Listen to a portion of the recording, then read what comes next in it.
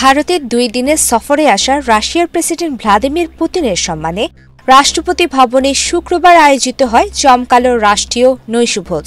সংবাদ মাধ্যম এনডিটিভি ওই নৈশভোজে থাকা খাবারের মেনুর ছবি ও খাবারের নাম প্রকাশ করেছে।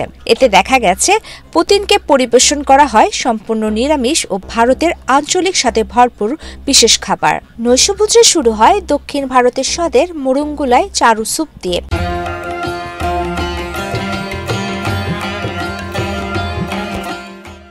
এরপর পরিবেশন করা হয় নানা ধরনের অ্যাপেটাইজার, আখরোট চাটনি সহ মাশরুমের পুর, কালো ছোড়ার শিকমপুরি কাবাব আর পূর্ব হিমালয়ের স্বাদের সবজির ঝোল মোমো সঙ্গে চাটনি। শীতকালীন সবজি ও ক্লাসিক ইন্ডিয়ান স্টাইল রেসিপি দিয়ে সাজানো ছিল মেইন কোর্স। মূল খাবারে ছিল জাফরানি পনির রোল, পালং মেথি মটর শাকের তরকারি, তন্দুরি পুর ভরা আলু আচারি বেগুন, হলুদ ডাল ভাজা। এর সঙ্গে ছিল শুকনো ফল ও জাফরানি পোলাও, লাচ্ছা পরোটা, নান ও 3 ধরনের রুটি।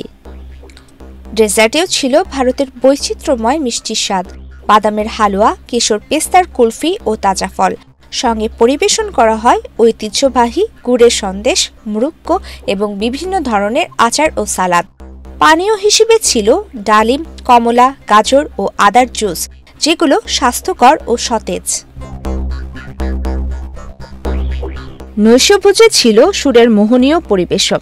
রাষ্ট্রপতি ভবনের নৌবাহিনী ব্যান্ড পরিবেশন করে ভারতীয় শাস্ত্রীয় রাগ, পাশাপাশি রাশিয়ার জনপ্রিয় সুরও বাজানো হয়।